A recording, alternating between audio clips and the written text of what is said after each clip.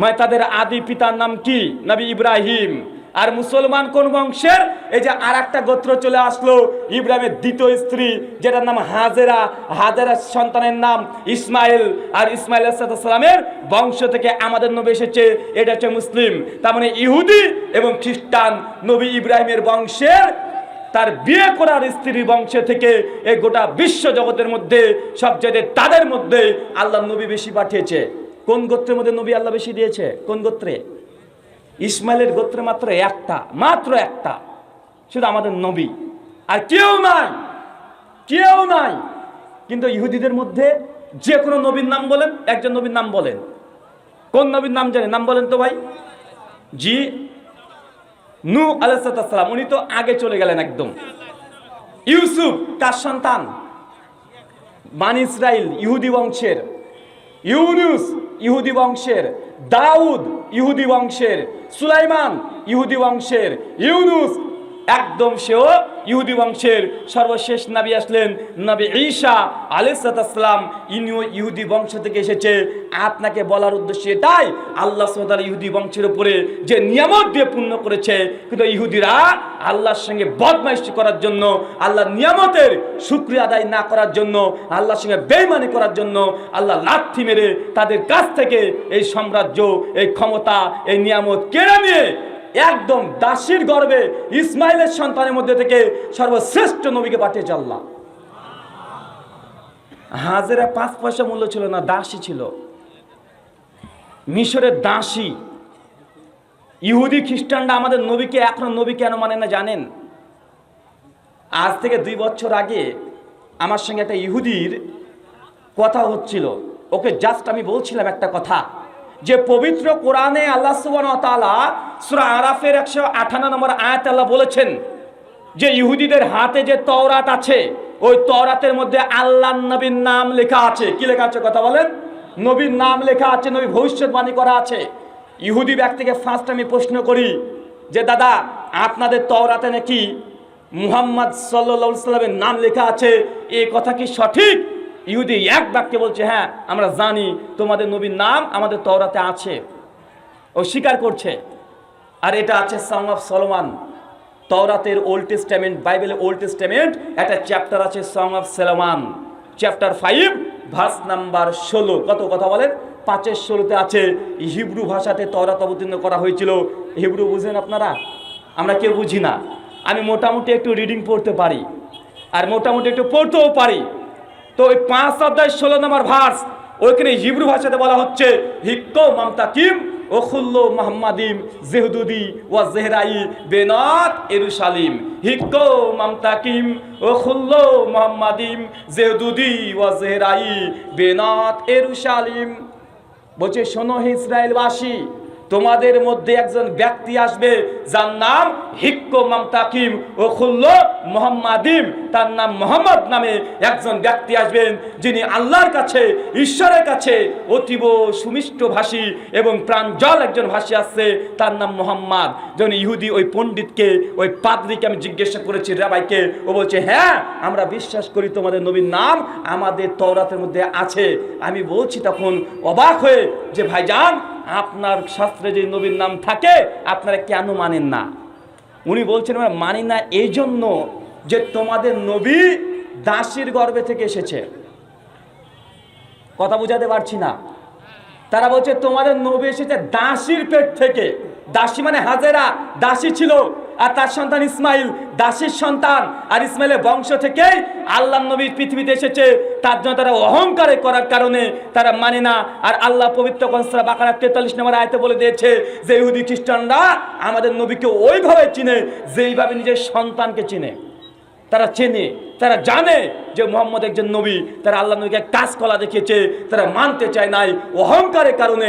মুসলমান আজকে আমরাও যারা শ্রেষ্ঠ নবীর উম্মত হিসেবে এসেছি, আজকেও নবীকে আমরা কাজ কলা দেখাচ্ছি কি দেখাচ্ছি না? শুধু আমরা বলছি হ্যাঁ আল্লাহর নবীকে আমরা মানি, আল্লাহর নবীকে ভালোবাসি, কিন্তু আল্লাহর নবীর কোনো আদেশ, কোনো কমেন্টারিকে আমরা বিশ্বাসও করতে চাই না, মানতেও চাই না। শুধু ব্যাখ্যার পর অপব্যাখ্যা করে আমরা মুসলমান আজকে আল্লাহর পক্ষ থেকে গজব নিজেরা নামিয়ে নিয়ে এসেছি। সেই মুসলিম খুলে দেখেন 195 নম্বর হাদিস, আল্লাহ নবী বলছেন কোন পুরুষ মানুষের যে টাকনার নিচে কাপড় চলে যায় মাকাদ মিনান নার, তার থাকার জায়গা জাহান্নাম। আল্লাহ নবীর আদেশ কোন পুরুষ মানুষের টাকনার নিচে কাপড় থাকবে না, এটা নবী বলেছে স্পষ্টভাবে। আমরা জানি কেউ নবীকে কাজ করা দেখাচ্ছি যে তুমি বলতে পারো আমি মানতে পারবো না, আমার প্রেস্টিজ আছে, আমি চাকরি করি, আমি ব্যবসা করি, টাকনার উপরে কাপড় পরলে মানুষ জোকার জোকার বলে, আমি এটা মানতে পারবো না, মানার চেষ্টা করেন না। আল্লাহ নবীর এই আদেশকে ভাই কাজ করা দেখেছি কি দেখাই নাই? কথা বলেন, কাজ করা দেখিয়েছি। সেই বুখারী হাদিস নাম্বার 5598। আল্লাহ নবী হচ্ছে প্রত্যেকটা নবী রাসূলের 5টা কমন সুন্নাত ছিল। এমন কোন পৃথিবীতে নবী নাই যার 5টা এই সুন্নাত ছিল না। ইবনে আব্বাস থেকে আসছে 8টার কথা। টোটাল হাদিসের তুরুক জমা করলে 8টা শব্দ আসে। 8টা ছিল নবীদের সুন্নাত। তার মধ্যে 1 দাড়িটাকে বড় করা, 2 গোঁফটাকে ছোট করা, 3 গুপ্তাঙ্গের লোম যেগুলো গুপ্তাঙ্গে দেখা যায় না ঊর্ধ্বটান 40 দিন পর্যন্ত রাখতে পারবেন। এইভাবে আল্লাহ নবী বললেন খতনা করা। এগুলো হচ্ছে প্রত্যেকটা নবী রাসূলের এটা কমন সুন্নাত। ভাই আমরা পালন করি না? নবীকে কাজ করা দেখিয়েছি, কথা বলেন। প্রত্যেক নবী রাসূলের একটা সুন্নাত ছিল, কমন সুন্নাত, দাড়িটাকে বড় করবে মুসলমান। কিন্তু মুসলমান এখানেও নিজের পণ্ডিতি খাটিয়েছে। ইহুদিদেরকে আল্লাহ বলেছেন সূরা বাকারা খুলে দেখেন 66 আয়াতের পর থেকে আল্লাহ বলেছিল তোমরা শনিবার, সাবাতের দিন, শনিবার হিব্রু ভাষায় সাবাতের দিন, এই দিন তোমরা কেউ মাছ ধরবে না পুকুর থেকে, পুকুরে ছিপ ফেলবে না, জাল ফেলবে না, কোনো কাজ করবে না। এটা সাবাতের দিন, বিশ্রামের দিন, ছুটির দিন, কোনো কাজ করবে না। ইহুদিরা এতই বদ, আল্লাহর আইনকে অপব্যাখ্যা করে তারা শনিবার মাছ ধরতো না। তবে কি করতেন জানেন? শনিবারে জাল ফেলে রেখে দিত, শনিবার তুলতো না। যখনই সূর্য ডুবে যেত, রবিবার পড়ে যেত, তখন গুটে গুটে তুলতে শুরু করে দিত। কথা মনে বুঝাতে পারছি না? মানে এরা এত বদ, আল্লাহর আইনকে তারা এমন ভাবে তারা বিকৃত করার চেষ্টা করেছে। আল্লাহ সুবহানাহু ওয়া তাআলা বারবার তাদেরকে সাবধান করেছে। আর বারবার আল্লাহ বলেছে ইয়া বানি ইসরাইল, হে বানি ইসরাইলের সন্তানেরা, তোমরা লক্ষ্য করো তোমাদেরকে আমি যে নিয়ামত দিয়েছিলাম তা স্মরণ করো। আমার সঙ্গে কখনো তোমরা এরকম এই কাজগুলো করো না। আল্লাহ যতবার তাদেরকে সতর্ক করেছে ততবারই তারা উল্টো পথে চলে গেছে। ভাইজান আপনাদেরকে বলার উদ্দেশ্য এটাই যে বানি ইসরাইল আল্লাহর কাছে শ্রেষ্ঠ গোত্র ছিল, শ্রেষ্ঠ জাতি ছিল, যে জাতির মধ্যে সব চাইতে লক্ষাধিক আল্লাহ নবী রাসূল দিয়ে পরিপূর্ণ করে দিয়েছে। গোটা বিশ্বের ভূমিকে আল্লাহ তাদের জন্য লিখে দিয়েছিল। টেম্পল অফ সুলাইমান, বাইতুল মুকাদ্দাস আল্লাহ তাদেরকে দিয়েছিল। কিন্তু আল্লাহ সুবহানাহু ওয়া তাআলা নাফরমানি করার জন্য আল্লাহ সবগুলো তাদের কেড়ে নিয়ে দাসী গোত্রে দিয়ে দিয়েছে, মূর্খ জাতির গোত্রের হাতে দিয়ে দিয়েছে। আমরা মূর্খরা সেই সম্পত্তি পেয়েও আজকে আমরা নষ্ট করে ফেলছি। এই জন্য একটা বাংলাতে প্রবাদ আছে, বাদুরের গলায় মানে বানরের গলায় মুক্তার মালা দিতে নেই। আল্লাহ সুবহানাহু ওয়া তাআলা যে নিয়ামত বানি ইসরাইল থেকে কেড়ে নিয়ে আমাদের মুসলমানকে দিয়েছে, ভাই আমরা এই সম্পত্তি পেয়ে আমরা নিজেরাই ভাই নষ্ট করছি কি করছি না? কথা বলেন, নিজেরাই আমরা নষ্ট করে ফেলছি। আল্লাহ তুমি আমাদেরকে কথাগুলো বোঝার তৌফিক দান করো। সকলে পড়ি আল্লাহুম্মা আমিন। গোটা বিশ্ব জগতে আল্লাহ সুবহানাহু ওয়া তাআলা মুসলমানদেরকে এখন নিয়ামত দিয়ে পূর্ণ করে দিয়েছে। কিন্তু আল্লাহ সুবহানাহু ওয়া তাআলার সঙ্গে নাফরমানি করতে করতে আমরা এতটাই নিচে নেমে গেছি যে আল্লাহর নবীকে প্রত্যেকটা ধাপে ধাপে আমরা কাজ করা দেখাচ্ছি। আল্লাহ সুবহানাহু ওয়া তাআলা আমাদেরকে কথাগুলো বোঝার তৌফিক দান করো। সকলে পড়ি আল্লাহুম্মা আমিন। সম্মানিত দর্শক মণ্ডলী, আপনাকে দুটো জিনিস আমি বোঝানোর চেষ্টা করছিলাম। এক, ইবাদতের একটা অংশ আল্লাহর আদেশগুলোকে গ্রহণ করে নেওয়া। 2, আল্লাহ যেগুলোকে নিষেধ করেছে সেগুলোকে বর্জন করে দেওয়া, ছেড়ে দেওয়া, এগুলো ইবাদত। ইবাদত কি ইবাদত নয়? এই দুটো জিনিস যদি বুঝতে পারেন, এই দুটো জিনিস, তাহলে আর কিচ্ছু প্রয়োজন নেই। কিন্তু মুসলমান যারা আমরা ইবাদত করি না করতেই চাই না, আর যারা করি আমরা একটু বেশি বেশি করি, আছি না নাই? কথা বলেন। মুসলমান সমাজে ইবাদত আমরা যারা করি না, আর যারা করতে চাই তারা বেশি বেশি আমরা করার জন্য আমরা সবসময় মনে করি যে একটু ইবাদত করছি, একটু বেশি করি। এবং মানুষকে বুজুর্গি দেখানোর জন্য সবচেয়ে মানুষকে যেটা ধোঁকা দেওয়া হয়, দুটো জিনিস। এক, সাউন্ড কম হচ্ছে, মানুষকে ধোঁকা দেওয়ার জন্য দুটো অস্ত্র ব্যবহার করা হয়। এক, বুজুর্গি ভাব দেখানো, আর 2, অলৌকিক ক্ষমতা পাওয়ার দেখানো। বা আছে না কথা বলেন। আমি দুটোরই উদাহরণ দিলে বাস্তবের সঙ্গে মিলে দেখে নেবেন। বুজুর্গি মানে কোন পীরের কাছে মুরিদ হতে হবে, এখন পীরকে আপনি কিভাবে দেখাবেন যে আমার পীর অনেক বড় পীর? তো পীরের ভক্তরা, তার মুরিদরা তার নামে বই লিখে চলে গেছে যে আমার পীর একদিন রাস্তাতে যাচ্ছিল, একটা মরা লাশকে দেখতে পেল, সব পীর গিয়ে তখন বলছে এই ওঠ, আমার নামে ওঠ, আর মরা লাশ তাজা হয়ে গেছে। মানুষ বলছে দেখেছো আমাদের পীর মরা মানুষকে তাজা করে দেয়, কত বড় পীর। বাচ্চারা নাই কথা বলেন। বলছে আমাদের পীর জানো কোনোদিন মসজিদে নামাজ পড়ে নাই। কেন রে ভাই? বলছে আমাদের পীর তার নিজের বাড়িতেই একটা জায় নামাজ পেতে দিত, ওর পরে আল্লাহু আকবার তাকবীর দিত, তারপরে জায় নামাজ হাওয়া পীর সাহেবও গায়েব হয়ে যায়। কেন? পীর নাকি মক্কা থেকে নামাজ পড়ে আসে। বাচ্চারা নাই কথা বলেন। আমাদের পীর এত বড় পীর। আল্লাহর নবী চলে গেছে মেরাজ করতে, যখন আল্লাহর নবী আল্লাহর সাথে সাক্ষাৎ করতে যাচ্ছিলেন, আর সেই সময়তে আল্লাহ নবী সাক্ষাৎ করতে যাচ্ছে আল্লাহর সঙ্গে, আল্লাহ নিজে আরশ থেকে নেমে আসছে যে আমার মাহবুব আমার সামনে এসেছে। আল্লাহ আরশ ছেড়ে দিয়ে নবীর কাছে যেতে যাচ্ছে, ওই সময় আল্লাহ নবী আল্লাহ সুবহানাহু ওয়া তাআলা অমনি পড়ে যাচ্ছিল, আর পীরানে পীর বড় পীর আব্দুল কাদের জিলানী আল্লাহর হাত থেকে খপ করে ধরে নিয়েছে। আমাদের পীর। বা আছেন না কথা বলেন। মানুষকে ধোঁকা দেওয়া হচ্ছে, মানুষকে প্রতারণা করা হচ্ছে। এইভাবে মুসলমান সমাজের মধ্যে ইসলামী আকীদার নামে আজকে অইসলামিক কৃষ্টি কালচার ঢুকিয়ে দিয়ে মুসলমানের অন্তরের মধ্যে বস্তা পচা আকীদা প্রবেশ করিয়ে মুসলমানকে মুশরিক বানাচ্ছে। দাড়ি টুপি পরা এক শ্রেণীর হুজুররা আছে না নাই কথা বলেন? আছে। ইবাদতের আর একটা অংশ আপনাকে বলবো, এবং ভয়ঙ্কর অংশটা। ইবাদত বুঝলাম আল্লাহর আদেশ গ্রহণ করা এবং বর্জন করা। এবার এই কথাটা মনে রাখেন, গুরুত্ব দিয়ে মনে রাখেন। বিশেষ করে আমার চাচার বয়সে যারা আছেন, আজকে কি বার? বুধবার। কাল বাদ দিয়ে জুমাবারে ইমাম সাহেব দেন কোরআন মাজিদ একটা আয়াত পাঠ করবে, সূরা গাশিয়া আয়াত নাম্বার 2, 3, 4 আয়াত পাঠ করবে। কান খাড়া করে শুনবেন আর বাংলা মানেটা মনে রাখেন। হুজুর এটাই পাঠ করবে। আল্লাহ সুবহানাহু ওয়া তাআলা বলছেন আমিলাতুন নাসিবা, এক শ্রেণীর ইবাদত গুজার বান্দা আছে যারা ইবাদত করে করে ক্লান্ত হয়ে গেছে। কি হয়ে গেছে বলেন? আমিলাতুন নাসিবা, ইবাদত করে করে এত ইবাদত করেছে, ইবাদত করে করে ক্লান্ত হয়ে গেছে, পরিশান্ত হয়ে গেছে। আল্লাহ তারপরে আয়াত 3 নম্বরে বলছে তাসলা নারুন হামিয়া, আমি আল্লাহ ওই বান্দাকে ধরে জাহান্নামে নিক্ষেপ করব।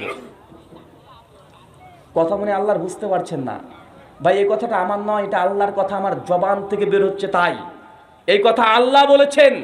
1400 বছর ধরে কোরআন মাজিদ আয়াতে এইভাবে আছে। আল্লাহ বলছেন কিয়ামতের মাঠের কথা, আমিলাতুন নাসিবা, এক শ্রেণীর ইবাদত গুজার বান্দা আছে যারা ইবাদত করে করে আমল করে করে ক্লান্ত হয়ে গেছে, পরিশান্ত হয়ে গেছে। আল্লাহ বলছেন তাসলা নারুন হামিয়া, আমি আল্লাহ সেই ব্যক্তিকে ধরো জাহান্নামে নিক্ষেপ করব। তার মানে বুঝতে পারছেন যে কিছু কিছু ইবাদত আছে মানুষকে জাহান্নামে নিয়ে যাবে। কোথায় কথা বলেন? কিছু কিছু ইবাদত আছে মানুষ ইবাদত করবে, দেখছেন দিন রাত নামাজ পড়ছে, সারা রাত তাহাজ্জুদের নামাজ পড়ছে, নিজের বউ ছেলেকে থুয়ে দিয়ে একদম দিল্লিতে চলে গেছে। দিল্লিতে গিয়ে ও তাবলিগ করে বেড়াচ্ছে, মানুষকে নামাজের কথা বলছে, একদম ক্লান্ত করে শান্ত হয়ে গেছে, দেশ দেশান্তর দিন প্রচারের উদ্দেশ্যে চলে যাচ্ছে। আল্লাহ বলছে আমিলাতুন নাসিবা, এক শ্রেণী ইবাদত গুজার বান্দা আছে, ইবাদত করে করে ক্লান্ত করে শান্ত হয়ে গেছে। তাসলা নারুন হামিয়া, আমি আল্লাহ তাকে ধরে জাহান্নামে নিক্ষেপ করব। তার মানে আপনাকে বুঝতে হবে সমাজে এমন কিছু ইবাদত গুজার বান্দাও থাকবে আর এমন কিছু ইবাদত আমলও থাকবে যে ইবাদত আমল আল্লাহ মানুষকে জাহান্নামে দেওয়ার জন্য আল্লাহ প্রস্তুত করছেন। মিশকাত কিতাবুল ইলম হাদিস নাম্বার 205, কিয়ামতের মাঠে 3 শ্রেণীর মানুষকে আল্লাহ প্রথমে তুলবেন। তার মধ্যে একজন ব্যক্তির কথা বলতে গিয়ে আল্লাহ বলছেন, খুব কষ্ট লাগে হাদিস বলার সময়তে, 3 শ্রেণীর মানুষকে আল্লাহ সুবহানাহু ওয়া তাআলা কিয়ামতের মাঠে তুলবেন। তার মধ্যে এক শ্রেণীর বান্দা যে দানবীর, কোটি কোটি টাকা আল্লাহ তাকে দিয়েছিল দুনিয়াতে, তাকে কোটি কোটি টাকা দিয়েছে, অজস্র টাকা পয়সা দিয়েছে। আল্লাহ কিয়ামতের মাঠে বলবে তোমাকে কোটি কোটি টাকা দিয়েছিলাম, কি করেছিলে? ও গর্ব করে আল্লাহ, আল্লাহ তুমি যে ওনাকে টাকা দিয়েছিলে এমন কোনো বান্দা নেই যে আমার কাছে চাইতে এসেছে আর আমি তাকে দিই নাই। দেখো আমি মসজিদ করেছি, মাদ্রাসা করেছি, আমার নামে আছে দুনিয়াতে, তুমি দেখে নাও। এইভাবে হাদিসে নেই, জাস্ট ব্যাখ্যা করলাম। আল্লাহ তাআলা, আল্লাহ আমি মানুষকে দান করতে করতে আমিও নিঃস্ব হয়ে গেছি। আল্লাহ সুবহানাহু ওয়া তাআলা বলবে আনতা কাযাবতা, তুমি মিথ্যা কথা বলছো, তুমি আমাকে খুশি করার উদ্দেশ্যে দান করো নাই, তুমি তো দান করেছিলে। মানুষ তোমাকে দানবীর বলবে জাস্ট এটা শোনার জন্য। অতএব যেটা চেয়েছো দুনিয়াতে পেয়ে গেছো। তোমার নামে মাদ্রাসা আছে, তোমার নামে মসজিদ আছে, তোমার নামে খানকা আছে, তোমার নামে এতিমখানা আছে, সবাই তোমাকে দানবীর বলে। ফেরেশতাকে আল্লাহ বলে, ফেরেশতা এই ব্যক্তিকে জাহান্নামে নিক্ষেপ করো। ফেরেশতাকে টেনে হিঁচড়ে টানতে টানতে উল্টো করে জাহান্নামে নিক্ষেপ করবে। ভাই কে জাহান্নামে যাচ্ছে? জেনাখোর, ঘুষখোর, মদখোর, মাতাল, দাগাবাজ, প্রতারক না, দানবীর। দান করে করে সম্পত্তি শেষ করে দিয়েছে, তারপরেও তাকে জাহান্নামে যেতে হচ্ছে। তার মানে বোঝা যাচ্ছে দান করলেও মানুষকে জাহান্নামে যেতে হবে। সহিহ বুখারী যাকাতুল ফিতর হাদিস নাম্বার 1469। আল্লাহ নবী বলছেন, আস-সাদকাতু বুরহান, দান হচ্ছে দলিল। দান কি বলেন তো ভাই? দান হচ্ছে দলিল। কিসের জন্য? যখন ম্যাট্রিক পরীক্ষা দেন, আপনাকে স্কুল থেকে একটা অ্যাডমিট কার্ড দেয় না ভাই? কেন? ওই অ্যাডমিট কার্ড দেখালেই আপনি পরীক্ষা দিতে পারবেন। অ্যাডমিট কার্ড ছাড়া কেউ পরীক্ষা দিতে পারবে? কথা বলেন না। দান হচ্ছে দলিল। কিসের জন্য? জান্নাত যার জন্য দলিল প্রয়োজন কিয়ামতের মাঠে। আর সাদকাতু বুরহান, যে দান করেছে আল্লাহ তাকে দলিল হিসেবে দিয়ে দিবে, যে জান্নাতের জন্য দলিল পেয়ে যাবেন, যে এই জান্নাতটা আপনার, এটা আপনার দলিল। আল্লাহ নবী এমন এমন কথা বলেছে দানের প্রসঙ্গে, আপনি আশ্চর্য হয়ে যাবেন। আল্লাহ নবী বলছেন, কোন ব্যক্তি যখন কবরে চলে যায় তখন কবর তাকে চাপ দিতে শুরু করে, সকলকে চাপ দেবে শুধু কয়েক শ্রেণী বাদ দিয়ে। আর যদি কেউ দান করে, দানের ক্ষমতা পাওয়ার এত কঠিন যে যখনই কবরে চাপ দিতে আসবে আর দান ঢালের মতো বাধা দিবে, তাকে চাপ দিতে দেবে না। দানের ক্ষমতা কোথায় চলছে? কবরে চলছে। দানের ক্ষমতা জান্নাতে ঢোকার জন্য প্রয়োজন হয়। দানের ক্ষমতা কিয়ামতের সংকটময় সময়, যেই সময় কোনো মানুষের উপকারে আসে না, যেই সময় মানুষ যত পাপ করবে তত পরিমাণে ঘামতে শুরু করবে, নিজের ঘামে হাবুডুবু খাবে, এমতো অবস্থায় সে বুখারীর 660 নম্বর হাদিস, আল্লাহ নবী বলছে 7 শ্রেণীর মানুষকে আল্লাহ নিজ আরশের নিচে স্থান দেবে। তার 7 নম্বর ব্যক্তির কথা বলতে গিয়ে বলছে আল্লাহ নবী, ওই ব্যক্তি যে বাম হাতে দান করেছে, ডান হাত বুঝতে পারে নাই, এই ব্যক্তির জন্য কিয়ামতের সংকটময় সময় আল্লাহর আরশের নিচে স্থান পাবে। তার মানে আপনাকে বোঝানোর চেষ্টা করলাম ভাইজান, একটু আগে মিশকাতের 205 নম্বর হাদিস বলেছি, দান করে একজন ব্যক্তি জাহান্নামে যাচ্ছে।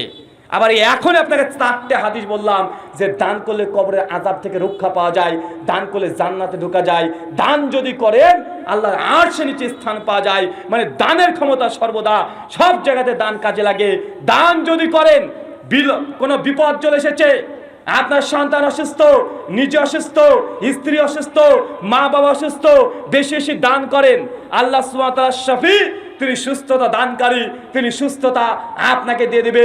ওয়াল্লাহি, আল্লাহর কসম করে বলছি, যেই দিন এই বাংলাদেশে ঢুকছি হঠাৎ করে ফোন আসছে, এই ভাই আমার পাশে বসে আছে, কেবল বাংলাদেশে পার করেছি, আধা ঘন্টা হয় নাই, 10 তারিখে এই মাসের আধা ঘন্টা পার হয় নাই, 12:30টার দিকে কল আসছে, আমার ভাগনা হয়েছিল তার 2 দিন আগে আইসিইউতে ভর্তি ছিল, আমাদের লোকাল যে হসপিটাল আছে সেখান থেকে তাকে একদম পাঠিয়ে দিচ্ছে, তাকে আর বাঁচানো সম্ভব নয়, ডাক্তার ছেড়ে দিয়েছে।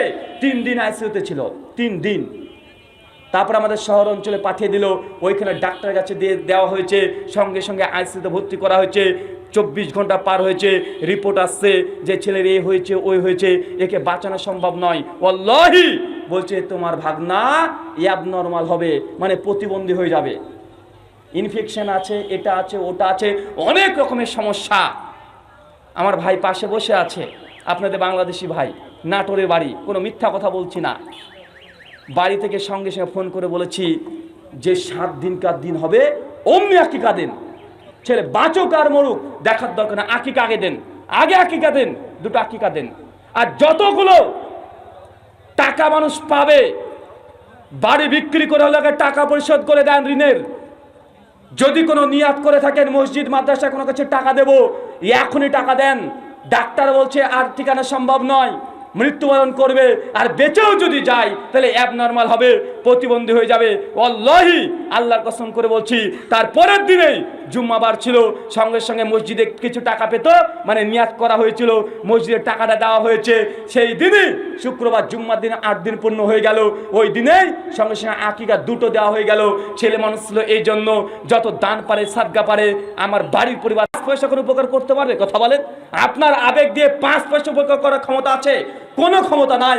মুসলমান যখন ওই কথা শুনবেন যে আপনার ছেলে 10 তলা বিল্ডিং থেকে পড়ে গেছে, ইন্নালিল্লাহ পড়েন, সঙ্গে সঙ্গে ওযু করেন, 2 রাকাত নফল নামাজ পড়েন, আল্লাহকে বলেন, আল্লাহ আমার সন্তান হালাল উপার্জন করতে পারছেন, আল্লাহ তার একটা দুর্ঘটনা ঘটেছে, আল্লাহ তুমি আমার সন্তানকে সুস্থতা দান করো, তুমি শেফাই কুল্লা দান করো, আল্লাহর কাছে 2 ফোঁটা চোখের পানি ফেলে দেন।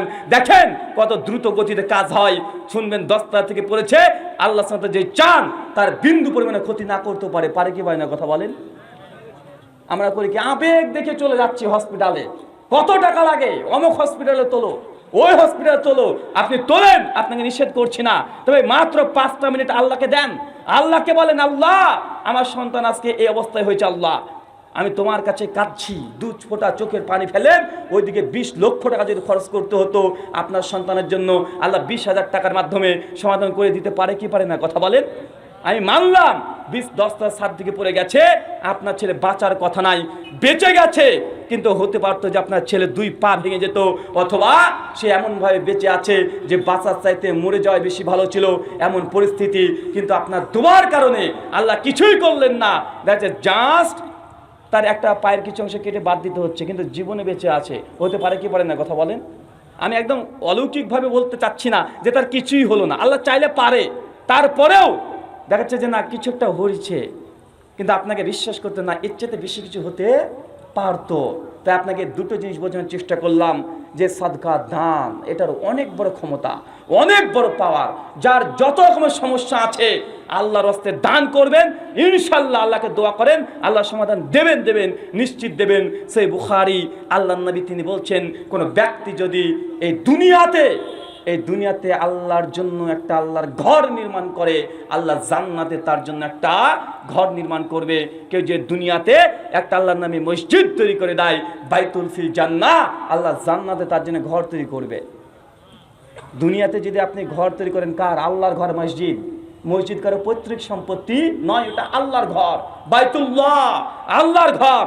আপনি আল্লাহর ঘর নির্মাণ করবেন, আল্লাহ জান্নাতে আপনার জন্য ঘর নির্মাণ করবে। এটা কোনো ছেলে খেলামির কথা নয়। সুনান ইবনু মাজাতে আসছে, একজন সাহাবী বলছে, আল্লাহর নবী, যদি আমি ইমাম হাজার আসকানি ফাতুল বাড়ির মধ্যে নিয়ে এসেছে ব্যাখ্যা করতে গিয়ে যে একজন ব্যক্তি সম্পূর্ণ মসজিদ তৈরি করতে পারে নাই, সম্পূর্ণ মসজিদ পারে নাই, আল্লাহ নবী বলছে পায়রার খোপের মতো যদি একটা তুমি অংশীদার হতে পারো, তারপরেও আল্লাহ তোমার জন্য জান্নাতে বৃহত্তর একটা ঘর উপহার দেবে। আপনার জন্য গোটা মসজিদ তৈরি করতে হবে সামর্থ্য নাই। যদি পায়রার খোপের সমান জায়গারও দাম দিতে পারেন, 5 খান যদি ইটের দাম দিতে পারেন, 1 বস্তা যদি সিমেন্টের দাম দিতে পারেন, আল্লাহ সুবহানাহু ওয়া তাআলার প্রতি যদি ইখলাস নিয়াত যদি বিশুদ্ধ থাকে, আর আল্লাহকে ভয় করে জান্নাতে ঘর যদি চান, আল্লাহর নবী এই কথা বলে দিয়েছেন। কিন্তু মুসলমানকে যখনই নিজের ঘরের কথা বলা হয়, নিজের ঘরকে কিভাবে তৈরি করবে এই জন্য সবসময় ব্যস্ত। কিন্তু আল্লাহর ঘর, এখানে আমরা অনেক সময়তে টাকা চাইতে গেলে যদি বলা হয় যে ভাই আপনার নামে 5,000 টাকা ধরা হয়েছে, মসজিদে 20 লাখ টাকার কাজ আছে, 5,000 টাকা আপনার কাছে মনে হচ্ছে পাহাড়ের সমান ওজন। ভাই আছে না নাই? কথা বলেন। আছে ভাই, আমি টাকা চাইতে আসি নাই, আর আমার অভ্যাসও নাই টাকা চাও, আমি জিন্দেগিতে টাকা চাই না, আর আমি টাকা তুলতে পারিও না, এটা আমার কাজও নয়। জাস্ট আপনাকে এই কথা বলে গেলাম। আপনার সভাপতি সাহেব, আজকের আয়োজক কর্তৃপক্ষ বলছে মেয়েদের জন্য 2 তলাতে মসজিদ করা হচ্ছে, তাদেরকে সালাত আদায় করার সুযোগ করে দেন। আপনার মেয়ে সালাত আদায় করবে, আপনার স্ত্রী সালাত আদায় করবে, আপনার প্রতিবেশীরা সালাত আদায় করবে, আমার স্ত্রী ছেলে মেয়ে সালাত আদায় করতে আসবে। কথা বলেন। আপনারে পড়বেন, আপনাদেরই সম্পত্তি, একবার করে দিবেন। কিয়ামত পর্যন্ত মসজিদ যতদিন থাকবে, আপনার বাপ মা যদি কবরে থাকে, বাপ মার মাগফিরাতের জন্য আপনি যে দান করেন, আপনার পিতামাতা কবর থেকে আযাব মাপ পাবে কি পাবে না? কথা বলেন। আমরা বাপ মা মারা গেলে করি কি?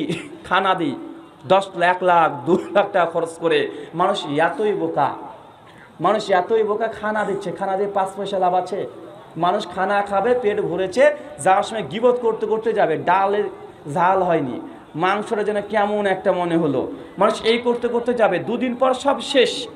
কিন্তু আপনি যদি আল্লাহর ঘরে মসজিদে যে টাকা ব্যয় করে দেন বাপ মার জন্য, কবরের মধ্যে বসে বসে, ভাই বলতো নাকি পাবে কি পাবে না? অবশ্যই পাবে। আয়োজক কর্তৃপক্ষ কারা আছে? ছেলেরা আছে না ভাই? চাদর পাঠিয়ে দেন, চাদর পাঠিয়ে দেন। বসে আছেন কেন? চাদর আমি বলে দিয়েছি যা বলার। ভাই চাদর চাদর চাদর চলে দেন, চাদর চলে যান, 8-10 জন চলে যান, পরিবেশ নষ্ট করবেন না। ভাই আমার টাকা তোলা আমার অভ্যাস নাই, জাস্ট তারা যাচ্ছে, আপনার কাছে যদি হালাল টাকা থাকে, হালাল, যার কাছে হালাল টাকা আছে তারা দিবেন। 1 টাকা থাকলে দেন, 1 টাকা থাকলে দেন, আর হালাল না থাকলে দেওয়ার দরকার নেই। ইনশাআল্লাহ আল্লাহ সুবহানাহু হালাল টাকাকে 1 টাকাকে 1000 টাকা পরিবর্তন করে দিতে পারে কি পারে না? কথা বলেন, পারে। তা আপনারা কেউ খালি হাতে দেবেন না, সবাই একদম 2 মিনিটের মধ্যে, বেশি সময় না, কারণ আলোচনা আমরা আলোচনা কিছু অংশ এখনো বাকি আছে। আপনাদেরকে এই উদ্দেশ্যে বলছি যে ভাইজান আপনারা দ্রুত এই কাজটাকে আগে কমপ্লিট করেন, তারপরে প্রশ্নোত্তর পর্ব আছে। আপনারা যারা হালাল টাকা আছে হালাল টাকা দেন, বারবার বলছি ভাই, 2-4 জন হবে, এগোতে তো আধা ঘন্টা লাগবে। কই কমিটির ছেলেরা কই? আরে 10-12 জন পাঠিয়ে দেন।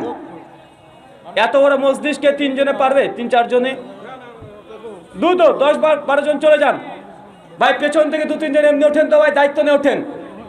পেছন থেকে 2-3 জন টুপিতে করে ভাই তোলেন তো, যে যা দেয় ভাই। আমি জোর কাউকে করছি না, কারণ জান্নাতে আপনি যেতে চান, আপনার আমল আপনাকে জান্নাতে নিয়ে যাবে। আপনাকে জোর করে আপনার কাছে টাকা তোলার জন্য আমি এটা বাধ্য করি না, আর আমি মনেও করি না এটা যে আপনাকে জোর করে জান্নাতে ঢোকাতে হবে। আমাদের কাজ ফাজাক্কির ইন্নামান তামুজাক্কির লাস্তালাম বিমুসাইতির। আল্লাহ বলেছেন তোমাদের কাজ শুধু সত্য কথাগুলো মানুষের কাছে পৌঁছে দাও, দারোগা রূপে তোমাদেরকে পাঠাই নাই, আপনার কাছে জোর করে আমরা চাইতে আসি নাই। যার যতটুক সামর্থ্য সেই ততটুক দিক। আল্লাহ সুবহানাহু ওয়া তাআলা এই কথাগুলো বোঝার তৌফিক দান করো, সকলে বলি আল্লাহুম্মা আমিন। ভাই আগামী কাল বাদ দিয়ে জুমাবার আসতে কি আসছে না? কথা বলেন, জুমাবার আসছে না ভাই? জুমার দিন মুসলমানদের জন্য একটা ঈদের দিন। কিসের দিন? কথা বলেন। জুমা এটা মুসলমানদের জন্য ছোট ঈদ। কি ঈদ? কথা বলেন, ছোট ঈদ। এই জুমার দিনকে মুসলমানদের জন্য আল্লাহ ইবাদতের দিন হিসেবে তৈরি করেছে। জুমা প্রসঙ্গে জাস্ট একটা হাদিস বলবো, সহিহ বুখারী কিতাবুজ জুমা, হাদিস নাম্বার 929। কত? কথা বলেন, হাদিস নাম্বার 929। আবু হুরায়রা রাদিয়াল্লাহু তাআলা আনহু হাদিসের রাবী, তিনি বলছেন যে জুমার দিন ফেরেশতা মণ্ডলী অপেক্ষা করে। জুমার দিন কোন মুসল্লি সর্বপ্রথম মসজিদে উপস্থিত হচ্ছে, যে মুসল্লি জুমার দিন প্রথম উপস্থিত হবে, আল্লাহ সুবহানাহু ওয়া তাআলা ফেরেশতারা তার জন্য একটা লাল উট কুরবানি করলে যত নেকি হয়, আল্লাহ তার আমল নামায় তত নেকি লিখে দেন। ভাই কথা বুঝতে পারছি না ভাই, তাড়াতাড়ি টাকা তুললে তারা চলে যাবে।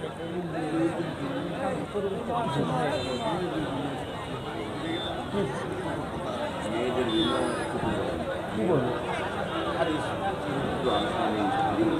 মেয়েদের ছেলেদের আলাদা না।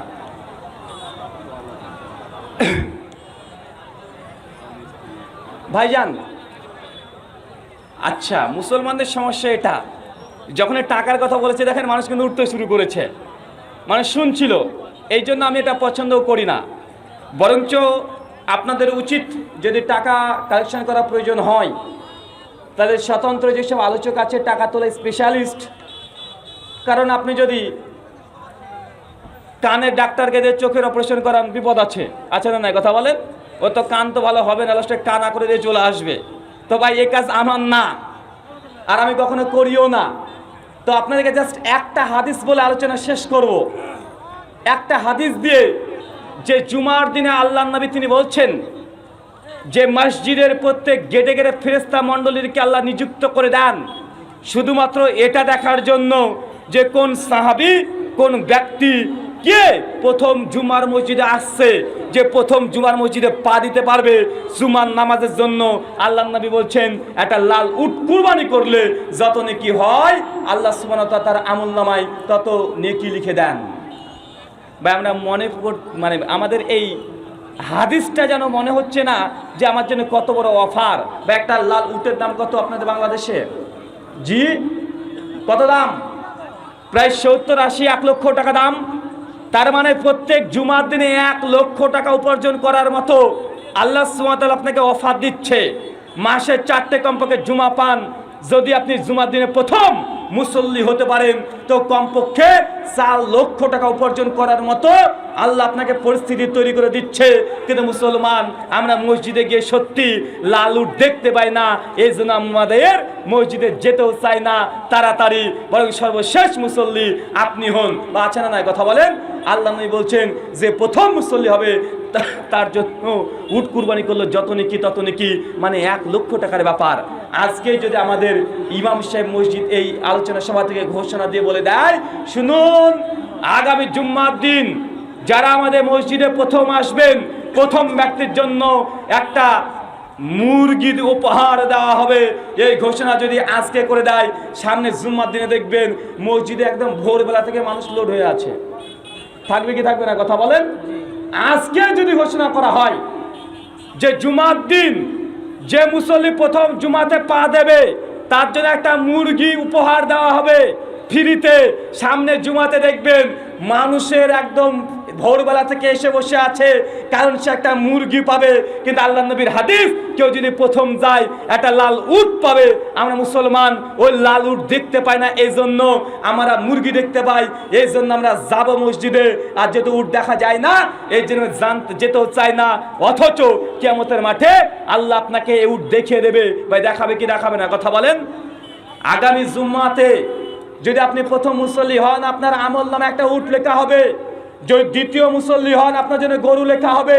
তৃতীয় মুসল্লি যদি হন, আপনার জন্য ছাগল লেখা হবে। এইভাবে ফেরেশতা মণ্ডলী লিখতে শুরু করে। শেষ করবে কখন? যখন খতিব সাহেব একদম মিম্বারের উপরে দাঁড়াবে, খুতবা শুরু করবে, ফেরেশতা মণ্ডলীর খাতাটাকে বন্ধ করে দিয়ে সঙ্গে সে মুসল্লিদের মধ্যে বসে পড়বে। মানে এই হাদিস প্রমাণ করে যে জুম্মার দিন আপনাদের সঙ্গে ফেরেশতারা সে মসজিদে অবস্থান করবে, আপনাদের সঙ্গে খুতবা শ্রবণ করবে, সালাতে অংশ নেবে। মুসলমান আমরা বুঝতে পারি না ভাইজান, কিয়ামতের মাঠে এই উট আপনি দেখতে পাবেন ইনশাআল্লাহ।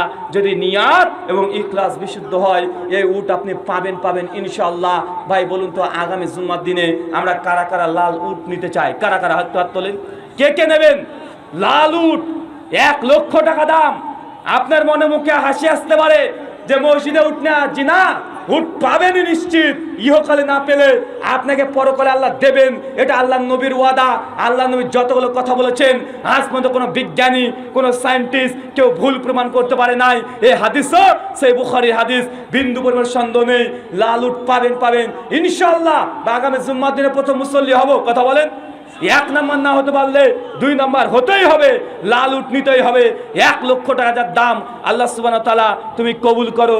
সকলে পড়ি আল্লাহুম্মা আমিন। যে কথা বললাম, প্রথমে আমাকে আমল করার তৌফিক দান করো, তারপর আপনাদের সকলকে আমলের জীবনে বাস্তবায়ন করার তৌফিক দান করো। সকলে পড়ি আল্লাহুম্মা আমিন। ভাই প্রশ্ন উত্তর হবে, আপনারা থাকবেন না চলে যাবেন? কিছু প্রশ্ন উত্তর আছে, যদি আপনারা না চান আমরা জোর করি না, এখনই ওয়ামা আলাইনা পড়ে আমরা বিদায় নিয়ে নেব। আর যদি বলেন না না প্রশ্ন উত্তর হবে, তো এখনো কিছুটা সময় আছে, প্রশ্ন উত্তর দিয়ে ইনশাআল্লাহ শেষ হবে। জি, প্রশ্ন উত্তর পড়েন। বিশেষ একটা ঘোষণা, অনেকে ফোন করেছিলেন যে আমার লেখা নতুন 4টে বই বের হয়েছে, কোথায় পাবেন? আসলে বইগুলো আজকে সঙ্গে নিয়ে এসেছে, আমাদের প্রকাশনের লোকও এসেছে। স্টেজের ডান দিকে আছে। জি, কোন দিকে? হ্যাঁ, ওই বাইরে আছে। ও আচ্ছা, ডানে আছে, একদম স্টেজের কোণাতে আছে। টোটালে 8-10টা বই আছে। তো মূলত 4খানা বই নতুন বের হয়েছে। তার মধ্যে একটা বই মহিলাদের মসজিদে গিয়ে নামাজ পড়তে পারবে কি পারবে না, বা এটা নিয়ে ঝামেলা আছে না নাই, কথা বলেন? মেয়েরা মসজিদে গিয়ে সালাত আদায় করতে পারবে কি পারবে না, বিভ্রান্তি নিরসন, এই সময় একটা বই রচনা করা হয়েছে। যারা বলে পারবে না তাদের দলিলের জবাবও দেওয়া আছে। আর আমরা কেন জায়েজ বলি, তার পক্ষে 30-এর অধিক দলিল পেশ করা হয়েছে, প্রত্যেকটা রেফারেন্স ভিত্তিক। 2, ফিতরা টাকা দিয়ে হবে না খাদ্য দ্রব্য দিয়ে হবে? ভাই এটা নিয়ে মারামারি আছে না রোজার মাসে? এটার ওপরে স্বতন্ত্রটা বই রচনা করা হয়েছে। আর একটা বই লেখা আছে হাত কোথায় বাঁধবেন, বুকের উপরে না নাভির নিচে? এটা নিয়ে আমাদের হানাফি ভাইদের মধ্যে আর আহলে হাদিস ভাইদের মধ্যে অনেক সমস্যা দেখা দেয়। আরটা আছে রফুল ইয়াদাইন কি মানসুখ। আর একটা বই আছে আহলে হাদিস হানাফি মাযহাব ইখতিলাফ নিরাসান। 35টা মাসালার সমস্যার সমাধান করা হয়েছে আহলে হাদিসদের সঙ্গে হানাফিদের যে মতবিরোধগুলো হয়। আর একটা বই আছে নেক আমল এবং ফজিলত। আর একটা বই আছে মৃত ব্যক্তির জন্য জীবিতদের করণীয় এবং বর্জনীয়। এই শিরোনামে সব বইগুলো ওই ডান দিকে পাবেন। সেটা 2টো সেটে বিক্রি করছে প্রকাশনীর লোক, ওখান থেকে নিতে পারবেন। জি শুক্রিয়া। প্রশ্ন পড়েন। আসসালামু আলাইকুম। প্রশ্ন, আবু তোহা আদনান সৌদি আরবে গিয়ে জান্নাতের সুঘ্রাণ পেয়েছে, তাহলে তিনি কি জান্নাতি? এ সম্পর্কে জানতে চাই। ভাইজান প্রশ্ন করেছেন, আবু তোহা আদনান বাংলাদেশের একজন আলোচক, তিনি মদিনাতে গিয়ে জান্নাতের সুঘ্রাণ পেয়েছেন, যেখানে আমিরে হামজা রাদিয়াল্লাহু তাআলা আনহার কবর আছে। ওই কবরস্থান থেকে তিনি বলেছেন যে আমাদের যে বাতাস আসছিল এটা জান্নাতের সুঘ্রাণ, এবং নিঃসন্দেহে এটা জান্নাতের সুঘ্রাণ। এটা তো কোরআন এবং সুন্নাহর দৃষ্টিকোণ থেকে আসলে কি, আমাদের জানা মতে এই দুনিয়াতে থেকে কোনো মানুষ জান্নাতের সুঘ্রাণ পাবে এই মর্মে না কোরআনে কোনো দলিল আছে না হাদিসে কোনো দলিল আছে। কথা কি বুঝতে পারছেন? দুনিয়া থেকে কোনো মানুষ জান্নাতের সুঘ্রাণকে উপলব্ধি করতে পারবে, দেখতে পারবে না কোরআনে কোনো দলিল আছে না হাদিসে কোনো দলিল আছে। সুনান তিরমিজি 2529 নম্বর হাদিস, আল্লাহ নবী বলছে, জান্নাতে বর্ণনা দিতে গিয়ে এক বাক্যে কথা বলেছেন যে জান্নাত হচ্ছে এমন একটা বিষয় যা চোখ যা দেখেনি, কান যা শুনেনি, হৃদয় যা কল্পনা করেনি, জান্নাত আপনি তাই পাবেন। এখন যদি জান্নাতের ঘ্রাণ দুনিয়া থেকে পেয়ে যান তো আপনি তো পেয়েই গেলেন। কথা কি বুঝতে পারছেন? এই হাদিসের আলোকে শেখ সালেহ আল উসাইমিন রাহিমাহুল্লাহ এবং islamiq.com শেখ সালেহ আল মুনাজ্জিদ তারা বলেছেন এটা সম্ভব নয় যে কোনো মুসলিম ব্যক্তি যত বড় আল্লাহর ওলি হোক না কেন দুনিয়া থেকে জান্নাতের ঘ্রাণ পাওয়া সম্ভব নয়। তো সহিহ বুখারী 2538 নম্বর একটা হাদিস আছে, সাদ বিন মুআজ রাদিয়াল্লাহু তাআলা আনহু, তার বর্ণনা আছে, সে জিহাদের জন্য যাচ্ছিল আর আল্লাহর নবী আর সাহাবীকে লক্ষ্য করে বলছে, সম্ভবত ইবনে ওমর রাদিয়াল্লাহু বলছে যে আমি জান্নাতের সুঘ্রাণ পাচ্ছি। মানে দুনিয়া থেকে উহুদের যুদ্ধের জন্য যাচ্ছিল, এই যুদ্ধে যাওয়ার সময় সে বলছে একদম মৃত্যু সজ্জা আছে, মানে মৃত্যুবরণ করবে এই মতো অবস্থায় আছে, শহীদ হয়ে যাচ্ছে, আর সে বলছে হাসতে হাসতে যে আমি জান্নাতের সুঘ্রাণ পাচ্ছি। এই হাদিসকে অনেকে দলিল বানিয়ে বলছে, দেখো তার মানে বোঝা গেল হাদিস থেকে প্রমাণ হয় দুনিয়াতে জান্নাতের সুঘ্রাণ পাওয়া যায়। তবে এই হাদিসের ব্যাখ্যায় ইমাম ইবনুল বাত্তা এবং ইমাম হাজার আসকালী রাহিমাহুল্লাহ বলছে যে জান্নাতের সুঘ্রাণ পাচ্ছি বলতে মানে সে যে শহীদের মর্যাদায় যাচ্ছে এই কথা বোঝানো হয়েছে, সরাসরি নাকে যে জান্নাতে ঘ্রাণ পাচ্ছে এটা নয়। কথা কি বুঝতে পারলেন? আর ইসলামী আকীদা হচ্ছে দুনিয়া থেকে জান্নাতের সুঘ্রাণ পাবে না, বাহ্যিক জীবন থেকে পেতে পারে। শুকরিয়া। জাযাকাল্লাহ খাইরান। কোন কারণে জেরার মসজিদ হয়? কোন কারণে মসজিদকে মসজিদুল জেরার বলা যায়? সূরা তওবা খুলবেন, আয়াত নাম্বার 107 থেকে 109 পর্যন্ত মসজিদুল জেরার প্রসঙ্গে বলা হয়েছে। এগুলো এক একজন আলেম এক এক রকমের শর্ত দিয়েছে এবং একজনের সঙ্গে আরেকজনের শর্তগুলো মিল পাওয়া যায় না। তবে মূলত ধরে নেন যেসব মসজিদগুলোকে ফিতনার উদ্দেশ্যে অথবা সালাত আদায়ের গুরুত্ব না দিয়ে অন্য কোনো উদ্দেশ্যে নির্মাণ করা হয়, অথবা বৃহত্তর মুসলিম উম্মাহর জামাতকে খণ্ড বিখণ্ড করে দিয়ে মুসলমান সোসাইটিকে তাদের ভেতরে বিভিন্ন রকমের কার্যকলাপ করার জন্য যদি ইসলামের ক্ষতি সাধন হয়, এর জন্য যদি কোনো মসজিদ নির্মাণ করা হয় এটাকে অনেকে মসজিদ জেরার বলা হয়েছে। বিস্তারিত জানার জন্য তাফসীর ইবনে কাসির সূরা তওবা আয়াত নাম্বার 107, 8, 9 এর আলোচনা পড়েন, আরো ডিটেল পেয়ে যাবেন। শুকরিয়া। ফুটবল বিশ্বকাপের জার্সি পরে নামাজ পড়লে নামাজ কবুল হবে কি? দয়া করে জানাবেন। মাশাআল্লাহ। ভাইজান প্রশ্ন করেছেন ফুটবলের যে বিশ্বকাপের যে জার্সি থাকে এই জার্সি পরে সালাত হবে কি?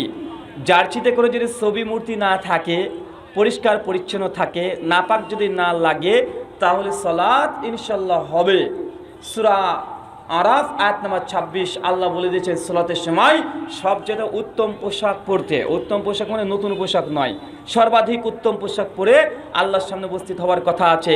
এখন দেখেন জার্সিটা কি। শুকরিয়া। জামালপুরে বাবা ও ছেলে মিলে 18 লাখ টাকা খরচ করে ব্রাজিল বাড়ি বানিয়েছে, এদের সম্পর্কে কোরআন ও হাদিস থেকে কিছু নসিহত করুন। ভাই আপনাদের প্রশ্ন আজীব আজীব, যে আপনাদের কোনো এক গ্রামে 18 লক্ষ টাকা খরচ করে ব্রাজিল কোয়ালিটির বাড়ি করেছে, মানে রংটা সম্ভবত ব্রাজিল পতাকা নাকি? ব্রাজিল পতাকা। সুনান আবু দাউদ কিতাবুল লিবাস হাদিস নাম্বার 4031 আল্লাহর নবী তিনি বলছেন, মান তাশাব্বাহু বিকওমি ফাহুয়া মিনহু, যে ব্যক্তি যার আনুগত্য অনুসরণ অন্ধভক্ত হবে কিয়ামতের মাঠে আল্লাহ সুবহানাহু ওয়া তাআলা তাকে তার সঙ্গেই তুলবে। এখন আপনি যদি তাদেরকে এত আদর্শ আইডল মনে করে যদি এটা করেন, আপনার যদি ভালোবাসা তার সঙ্গে থাকে, তো কিয়ামতের মাঠে আপনি যাকে আপনার নেতা মনে করছেন সমস্যা নেই, আপনি তার সঙ্গে থাকবেন, আপনার ভালোবাসার মানুষের সঙ্গে। আমরা মোহাম্মদ রাসূলুল্লাহ সাল্লাল্লাহু আলাইহি সাল্লামকে ভালোবাসি, আমরা তার সঙ্গে থাকতে চাই। শুকরিয়া। আসাদুল্লাহ আল গালিব স্যার ও আব্দুর রাজ্জাক বিন ইউসুফের বিভক্তির কারণে মাযহাবী ভাইয়েরা আমাদের বিভিন্ন কথা বলে ঠাট্টা বিদ্রুপ করে। গালিব স্যার ও ওস্তাদজিকে আবারও এক মঞ্চে দেখতে চাই, আপনি কিছু একটা ব্যবস্থা করুন। আমিও দেখতে চাই, ব্যবস্থা আল্লাহর কাছে দোয়া করেন। 3, যেসব মাযহাবী ভাইরা এটা নিয়ে বলে যে আহলে হাদিসদের মধ্যে দল হয়ে গেছে, আব্দুর রাজ্জাক পন্থী আর ডক্টর গালিব পন্থী, এটা ভুল কথা। যদি এটাই হয় তাহলে আমাদের হানাফি ভাইদের মধ্যে মোটেও কম দল নাই। একটা হানাফি, দেওবন্দি, বেরলবি, জামাতে ইসলামী বা আছে না নাই, কথা বলেন। আবার তাবলিগ জামাত, আবার তাবলিগের মধ্যে দুটো ভাগ, সাতপন্থী, জুবাইরপন্থী। সাতপন্থীকে জুবাইরপন্থীরা এয়ারপোর্টে ধরে পিটিয়ে একদম হত্যাবন্ধ করে দিয়েছে, আছে না নাই, কথা বলেন। এরপরে পীরের মধ্যে গেলে তো আরও ভাগ আছে, চরমোনাই, এনাকপুরি, জৌনপুরি, রাজারবাগি, দেওয়ানবাগি, আটরশি, ফুলতুলি, ফুরুফুরা, আছে না নাই, কথা বলেন। তো সবাই তো এগুলো হানাফি। এখন আহলে হাদিসদের মধ্যে দুটো সংগঠন হয়ে গেছে, বা আব্দুর রাজ্জাক বিন ইউসুফ সংগঠন ছেড়ে দিয়ে চলে গেছে, এটা কি দল, কথা বলেন। একজন ব্যক্তি সংগঠনে ছিল, সে করছে না। একজন ব্যক্তি সংগঠনে ছিল, সে করছে না, এটাকে আলাদা দল তৈরি করেছে। আব্দুর রাজ্জাক বিন ইউসুফ কি কোনো সংগঠনের কোনো এখন আমিরে জামাত? না, সে মাদ্রাসা আছে, মাদ্রাসা নিয়ে তার কাজ চালাচ্ছে। তা আহলে হাদিসদের মধ্যে কোনো দল তৈরি হয়নি। আর যদি হয় তাদের ব্যক্তিগত কিছু মনোমালিন্য হতে পারে, তাদের আকীদা মানহাজ একদম পারফেক্ট আছে। একে অপরকে শত্রু যদি মনেও করে, তাদের আকীদা মানহাজের মধ্যে কোনো বৈপরীত্য নাই। কিন্তু আমাদের হানাফি ভাইদের মধ্যে বৈপরীত্য আছে না নাই? কিছুদিন আগে দেখছি আলাউদ্দিন জিহাদি ইনায়তুল্লাহ আব্বাসীকে বলছে মূর্খ জাহেল, দুজনই হানাফি। ইনায়তুল্লাহ আব্বাসী বলে দিল অমুক ব্যক্তি কাফের, যে ঈদে মিলাদুন নবী মানে না তার বোধ তালাক, যেমন তেমন তালাক না, অটো তালাক। আর এত পরিমাণে ও তালাকের ফতোয়া দেয়, মানে শুধুমাত্র এ কাফের, ও কাফের, এ তালাক, ও তালাক। আমি তো বক্তৃতা শোনাই বন্ধ করে দিয়েছি। কবে নাজদারি তার বক্তৃতা শুনে আমার বউটা অত তালাক হয়ে যায়। কারণ কি কি কারণে যে তালাক হয়, মানে এ ঈদে মিলাদুন নবী মানে না, এর বউ তালাক। এ হাজির নাজির মানে না, ওর বউ তালাক। মিজানুর রহমান আজহারী, ও কাফের, এ কাফের, ও কাফের, ও কাফের, সবাই কাফের, আর সবার বউ তালাক হয়ে যায়। আমি এই জন্য বক্তৃতা শুনি না, কখন আমার বউটা তালাক হয়ে যায়। তো ভাই তাদের মধ্যে তো কম দল নাই ভাই। এগুলো আসলে মুসলমান উম্মার ঐক্য নষ্ট করার জন্য কিছু মানুষের এগুলো চক্রান্ত। আল্লাহ সুবহানাহু ওয়া তাআলা তুমি হেফাজত করো, সকলে পড়ি আমিন। জাযাকাল্লাহ খাইরান। জান্নাতের চাবি সালাত, জান্নাতের চাবি লা ইলাহা ইল্লাল্লাহ, কথা দুইটি কি সহিহ হাদিস দ্বারা প্রমাণিত? মিফতাহুল জান্নাহ আমাদের প্রচলিত যে হাদিস, সুনান তিরমিজি 4 নম্বর হাদিস, কিতাবুত তাহারাতের। এই হাদিসের প্রথম অংশ যঈফ। কথা কি বুঝতে পারছেন? জান্নাতের চাবি সালাত, এই হাদিস সহিহ নয়। জান্নাতের চাবি কালেমা, এটাই সহিহ। শুকরিয়া। জাযাকাল্লাহ খাইরান। গণক আলেম বলেছেন যে দাড়ি এবং চুলেতে কলম করা যাবে, এই মর্মে দলিলও দেখায়, এ বিষয়ে কি দলিল আছে কি? সুনান তিরমিজিতে একটা বর্ণনা আছে, যুদ্ধের ময়দানে প্রতিপক্ষকে ভয় দেখানোর জন্য বুড়া মানুষটা যদি চুলকে রাঙিয়ে কালো করে নেয়, তাহলে সেটাকে অনুমোদন আছে। এটা সুনান তিরমিজি বর্ণনা। ইমাম তিরমিজি হাদিসকে গরিব বলেছে, আল্লামা নাসিরুদ্দিন আলবানী যঈফ বলেছে, শাইখ শুআইব আরনাউত হানাফি মাযহাবের তিনিও হাদিসটাকে যঈফ বলেছেন, ইমাম দারানি হাদিসকে যঈফ বলেছেন, ইমাম যাহাবি হাদিসকে যঈফ বলেছেন। এই হাদিস সহিহ নয়। কথা কি আমার বুঝতে পারলেন? চুলদাড়িকে কালো করা যুদ্ধের ময়দানে প্রতিপক্ষকে ভয় দেখানোর জন্য, এই হাদিস সুনান তিরমিজির রিওয়ায়াত সহিহ নয়। জমহুর মুহাদ্দিসগণ এই সনদকে যঈফ বলেছে। আর সুনান নাসাই, আবু দাউদ, নাসের 5078 এবং 79 নম্বর হাদিস, আল্লাহ নবী বলেছে কোনো ব্যক্তি যদি তার চুলদাড়ি, সারা চুলদাড়িকে কালো খিজাব দিয়ে রাঙিয়ে ফেলে, সে জান্নাতে যাবে না, জান্নাতে সুঘ্রাণও পাবে না, জান্নাতে যাবে না। মুসান্নাদ আব্দুর রাজ্জাক ইবনে আবি শাইবা একাধিক হাদিস বর্ণনা আছে। 11 জন সাহাবীর আমল পাওয়া যায়, তাদের দাড়ি যখন সাদা হয়ে যেত, তারা এই ভাইয়ের মতো মেহেদি কালার করে লাল করে নিত। ইসলামে দাড়িকে, সাদা দাড়িকে লাল করার কথা আছে, কালো করা হারাম। কথাকে বুঝতে পারছেন? কালো করা হারাম। শুকরিয়া। জনক ব্যক্তির একটি ঘর কবরের উপর আছে, আর ওই ঘরে সালাত আদায় করলে কি সালাত হবে? সহি হাদিস দিয়ে ব্যাখ্যা করুন। সুনান ইবনু মাজাহ কিতাবুজ জানাইজ হাদিস নাম্বার 965 আল্লাহ